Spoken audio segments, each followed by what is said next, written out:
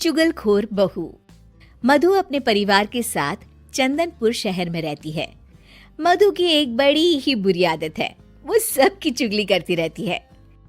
रविवार के दिन मधु की ननद सीमा और उसके ससुराल वाले उनके घर आते हैं। खाना खाने के बाद सब लोग बैठकर बातें कर रहे होते हैं। और सीमा कैसी हो? ठीक हूँ भाभी, आप कैसी हो? मैं भी ना बढ़िया हूँ। अरे तुमने जो वो अचार भेजा था ना, बहुत अच्छा था। आपको अच्छा लगा? थैंक यू भाभी, मैं इस बार ना और भेज दूंगी।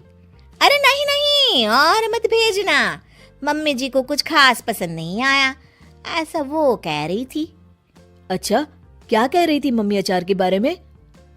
अचार के बारे में तो नहीं कह रही थी, वो तुम्हारे खाने के बारे में कह रही थी कि सीमा को अभी तक ठीक से खाना बनाना भी नहीं आया। क्या मम्मी ने ऐसा कहा? हाँ, पर कोई नहीं ना सीमा, तुम बुरा मत मानो, मुझे तो अचार बहुत पसंद आया। हाँ, मम्मी को तो मेरा कोई काम पसंद ही नहीं आता, मेरे हर काम में बस कमियां ही ढूंढती रहती हैं। सीमा और उसके ससुराल वाले अपने घर जा रहे होते हैं। तब मधु की सास कहती है, अच्छा सीमा बेटा, अपना ख्याल रखना। हाँ हाँ ठीक है मम्मी। सीमा रूखेपन से जवाब देकर वहां से चली जाती है।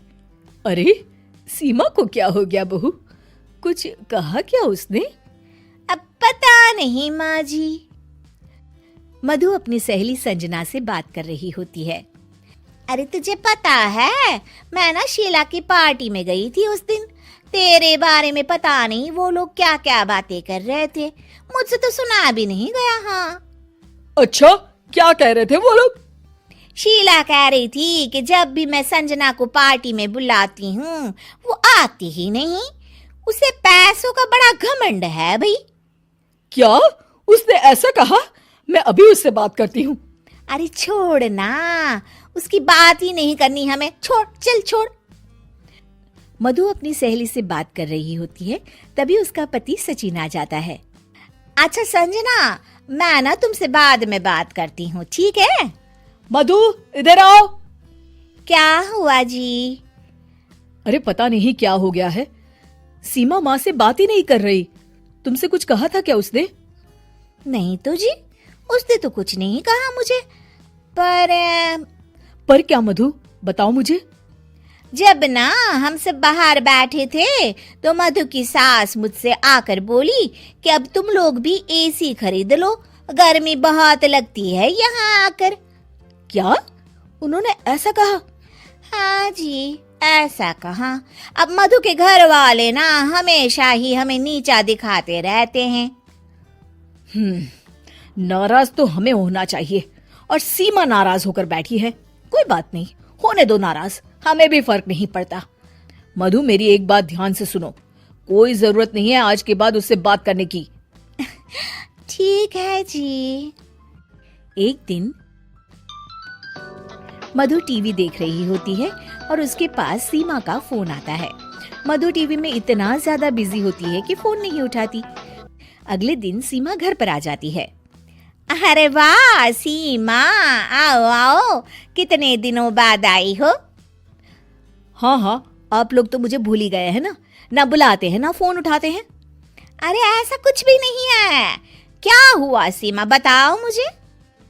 आप लोगों को तो कुछ फर्क ही नहीं पड़ता। सीमा रोने लगती है और अपने कमरे में चली जाती है। तभी सचिन भी वहां आ जाता है। रुकिए जी, मैं बात करती हूँ सीमा से। मधु सीमा को समझाने जाती है और उसकी सास और सचिन दरवाजे के बाहर खड़े होकर सारी बातें सुनने लगते हैं। अरे छोड़ ना सीमा, तेरे भैया की तो आदत ही है बात का बतंगड़ बनाने की। मैंने उन्हें बताया भी कि सीमा के घर वालों को गर्मी लगती है, जब वो लोग आते हैं तो हमें एक एसी ले लेना चाहिए, तो उसमें भड़क गए, कहने लगे उन्हें अपनी अमीरी पर बड़ा घमंड है। मधु की सास और सचिन ये सब सुनकर चौंक जाते हैं कि मधु ये सब क्या बोल रही है। शायद मेरी ही गलती है, मुझे यहाँ आना ही नहीं चाहिए था भाभी।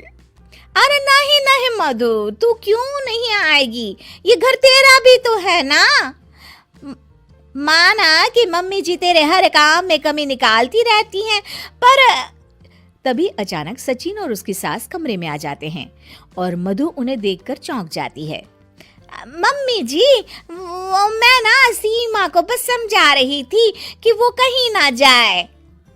समझा रही थी या भड़का रही थी? हाँ, तुम इतनी बड़ी चुगलखोर हो मधु, हर किसी की बुराई करती हो, सबके बारे में झूठ बोलती हो ताकि हमारे बीच झगड़ा हो। मुझे नहीं पता था कि मेरे सामने तुम्हारा ऐसा रूप भी आएगा।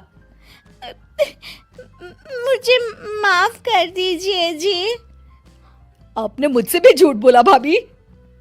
उन तीनों के सामने मधु की पोल खुल जाती है और वो सर झुकाए खड़ी रहती है। लेकिन अब कर भी क्या सकती है,